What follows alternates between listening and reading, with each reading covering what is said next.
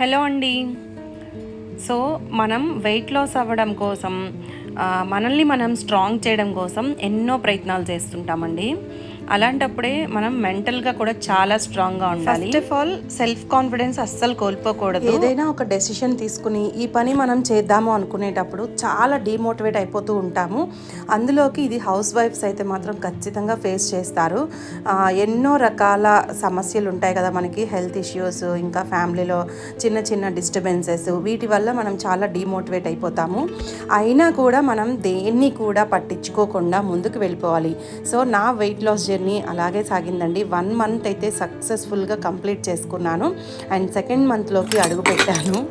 So చాలా హ్యాపీగా ఉంది. సో ఎవరైనా వెయిట్ లాస్ అవ్వాలి అనే డెసిషన్ తీసుకుంటే నేను ఇచ్చే సలహా అయితే ఓవర్ నైటే 10 kgs 5 kgs అని పెట్టుకోకండి. మంత్కి 1 or 2 kgs అని పెట్టుకోండి. హ్యాపీగా వెయిట్ లాస్ అవ్వచ్చు.